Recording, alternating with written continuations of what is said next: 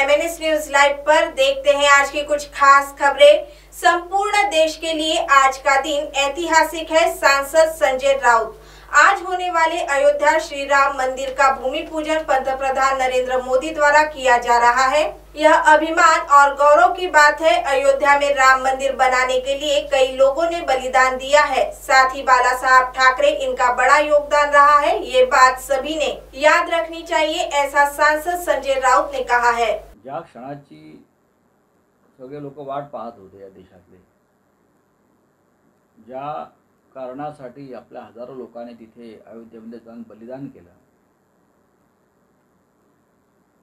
तुरुंगवास भोगला किंवा कोर्टात अजूनही जात आहेत, त्या सगळ्यांसाठी हा आजचा दिवस ऐतिहासिक आहे। आणि प्रधानमंत्री मोदींच्या हस्ते भूमिपूजन होणं यालाही महत्त्व आहे की देशाचे प्रधानमंत्री त्या भूमिपूजनाला येत आहेत, तर आम्ही सगळ्यांनी त्या आनंदामध्ये सहभागी व्हायला पाहिजे।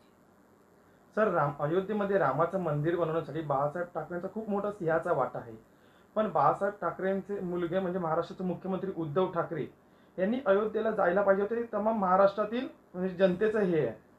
तर बाळासाहेब ठाकरे यांचं योगदान तर नक्कीच आहे, पण ते मंदिर बनवण्यापेक्षा ते बाबरीचा जो ढाचा होता, ज्याला आपण कलंक म्हणतो देशाला लागलेला, तो तोडण्यामध्ये त्यांचं योगदान सर्वोच्च होतं।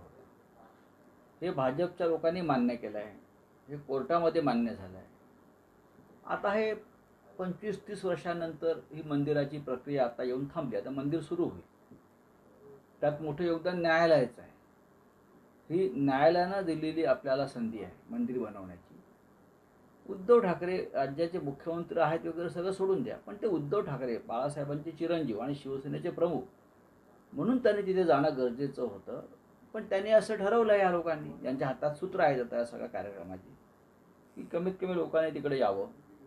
या कोविड-19चा जो काय एक गंभीर असा त्यांनी प्रश्न निर्माण करून समोर ठेवलेला आहे, त्याच्यामुळे आम्ही 100 लोकांना बोलवलं आहे। गर्दी नको, ठीक आहे, पण ही गर्दी झाली 6 डिसेंबर 1992ला म्हणून बाबरी पडली। हे गर्दीचं हल्ला होता हिंदुत्ववादी। अर्थात आम्ही भविष्यामध्ये अयोध्येत नक्की जाऊ।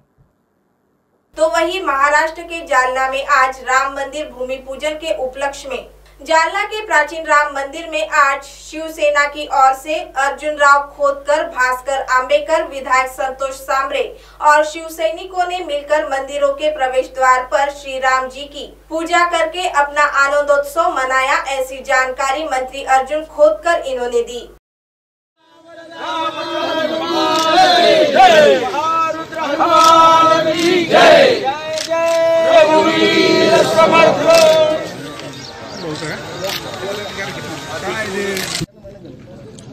सर्व हिंदू जनांच्या आयुष्यातला हा क्षण सुवर्ण अक्षराने लिहिण्यासारखा आहे। ज्या कामासाठी हजारो रामभक्तांनी बलिदान दिलं, तो दिवस आज या ठिकाणी आज उजळलेला आहे। सर्व हिंदूंच्या भावना आज निश्चितपणे रामचरणी लीन आहेत। खऱ्या अर्थाने आज राम, अयोध्येचा राम हा वनवासातून बाहेर पडला। 14 वर्षाच्या वनवासानंतर रामराज्य आलं हे सत्य जरी असलं, परंतु अयोध्येमध्ये हे नव्हतं। अयोध्येतला राम आज 14 वर्षानंतर पुन्हा एकदा वनवासातून बाहेर पडला। निश्चितपणे रामराज्य आता सुरुवात झालेली आहे। आजचा सारखा आनंद निश्चितपणे म्हणजे ज्याला गगन ठेकणं म्हणतात, असाच आजचा हा आनंद आहे। मी सर्व रामभक्तांना आजच्या या दिनाच्या मनापासून शुभेच्छा व्यक्त करतो। आज प्रामुख्याने माननीय शिवसेना प्रमुख बाळासाहेबजी ठाकरे यांची आठवण खूप तीव्रतेने येते की माननीय शिवसेना प्रमुखांनी जो लढा उभा केला होता, माननीय शिवसेना प्रमुखांनी जे वक्तव्य केलं होतं, माननीय शिवसेना प्रमुखांनी रामभक्ताला जो संदेश दिला होता, तुम्हाला कल्पना असेल किंवा नसेल मला माहीत नाही, परंतु माझं नुकतंच लग्न झालं 92ला आणि ताबडतोब आदेश आला की तुम्ही कारसेवेला जा। आम्ही नुकतं लग्न झालं असताना सर्व सोडून कारसेवेला पावलो।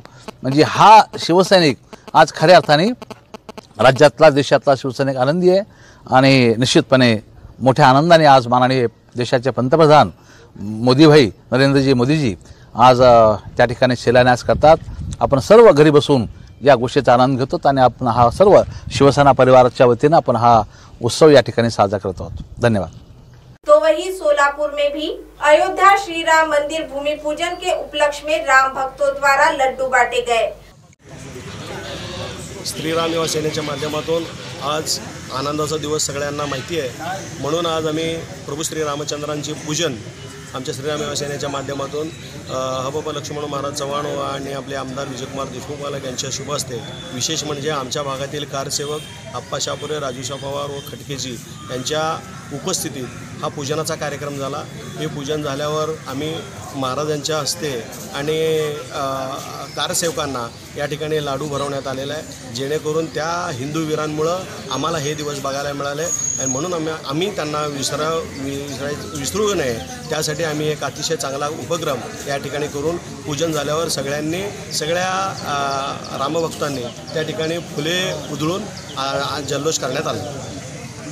अब आप हमारे चैनल को ऐप पर भी देख सकते हैं. प्ले स्टोर में जाकर MNS हिंदी लिखें और ऐप डाउनलोड करें.